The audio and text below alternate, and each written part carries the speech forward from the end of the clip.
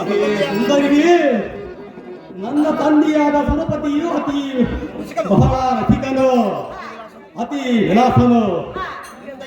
ಎಂದಕ್ಕೆ ಗೌತಮ ಮುನಿಯಾದ ಹೆಂಡತಿ ಆಲಸ್ಯವು ಅತಿ ಪತಿವರ್ತಿಯು, ಅಂತ ಸ್ವಾತಿ ಸುರಮಣಿಯು. ಅಂತ ಮಾತೆ ಮೇಲೆ ಮನಸ್ಸು ಮಾಡಿ ಅವರ ಮತ್ತೆ ಕೋಳಿ ರೂಪವಾಗಿ ಕೂಗಿ ಗೌತಮನು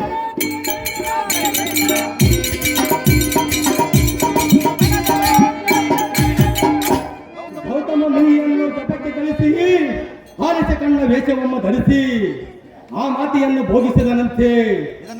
ಅದನ್ನರಿತು ಗೌತಮ ಮುನಿಯನ್ನು ಅತಿ ಕೋಪಿತನಾಗಿ ನಿನಗೆ ಮೈ ತುಂಬ ವೇಣಿಗಳಾಗಲೆಂದು ಶಾಪವನ್ನು ಇಟ್ಟನಂತೆ. ಅಂದಿನ ಶಾಪವು ಇಂದಿಗೂ ಆ ಇಂದ್ರನಿಗೆ ತೊಂದರೆ ಕೊಡುತ್ತಿದ್ದ ರಾಣಿ ಪಣವೇಡಿ.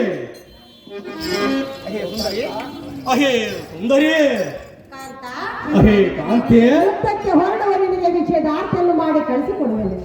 ಈ ಪೀಠವನ್ನು ಅಲಂಕರಿಸುವ ಸುಂದರ